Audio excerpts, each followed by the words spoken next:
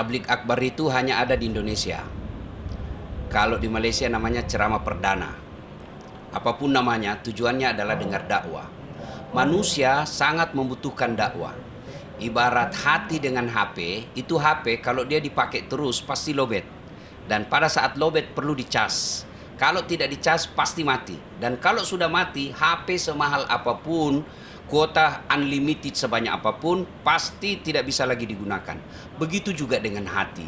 Hati ini perlu dicas. Casnya itulah tablik akbar. Cuma penceramahnya juga harus pandai memilih diksi dan judul yang betul-betul dibutuhkan oleh umat. Jangan sampai umat membutuhkan soal bahasan sholat, tapi kita bahas tentang korupsi. Salah tidak, tapi itu yang disebut tidak pada tempatnya. Maka dibutuhkan juga kemampuan para pendakwah untuk mengetahui metode-metode dalam dakwah, sehingga dakwah tidak menyakiti, dakwah tidak menyinggung. Orang dakwah paling tidak kalau dia tidak mengamalkan, paling tidak dia tahu dulu. Ya, jadi tabligh akbar itu dibutuhkan untuk ngecas iman. Ya. Tadi Ustaz pembahasan soal sholat, banyak dari kita nih orang-orang awam kadang puasa juga kan kurang tidur Ustaz. Ya. Kelelahan, kadang sampai lupa rakaat, dan kadang pas sujud kita ketiduran. Ya. Nah, bagi mereka yang lupa, ya misalnya saya sudah 3 rakaat atau 4 rakaat nih, atau lupa tahiyat. Nah, solusinya ada disebut sujud sahwi. Ya, sujud sahwi.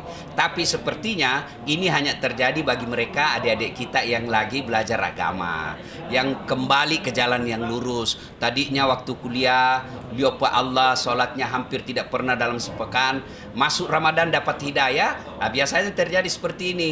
Dia malam sholat tahajud, paginya besok dia ngantuk. Ngantuknya inilah yang disebut ngantuknya, tidurnya orang puasa adalah ibadah. Tapi kalau dia tidur dari pagi sampai malam dah sholat, itu bukan ibadah lagi, dosa. Jadi semua jeripaya di bulan suci Ramadan itu tidak ada yang sia-sia di sisi Allah.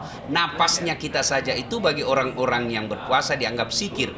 Bahkan bau mulutnya orang puasa itu mengalahkan minyak kasturi.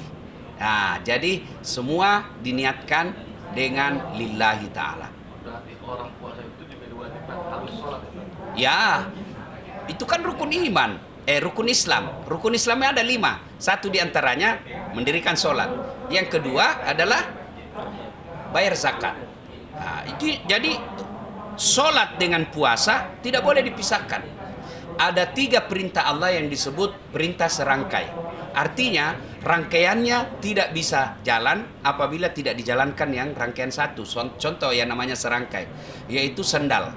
Semahal apapun sandal yang kamu punya, tapi cuma kanan, kamu mau pakai pergi mall. Dia bilang kau orang gila. Ya kan? Maka harus ada kiri kanan. Begitu juga ini sholat. Ada perintah serangkai itu, yaitu yang 3 yang tidak bisa dipisah, yaitu aqimis shalah wa atuz zakat.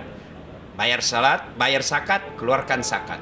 Termasuk orang yang berpuasa tapi tidak sholat, itu tidak ada nilai keutamaan dia dapat. Dia akan sia-sia amalnya. Kenapa? As-sholatu miftahul jannah. Sholat itu kuncinya sorga. As-sholatu imanuddin. Sholat itu tiangnya agama.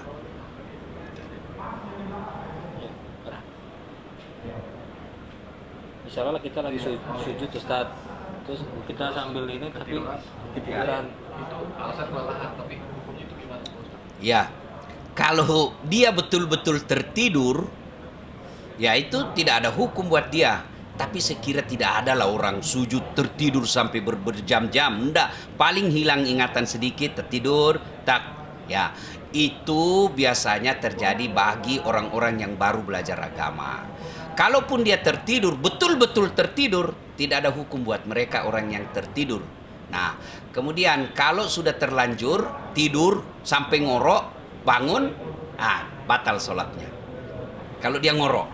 Kenapa? Karena dia hilang ingatan. Nah, kalau orang berjamaah, insya Allah tidak ada situasi seperti ini.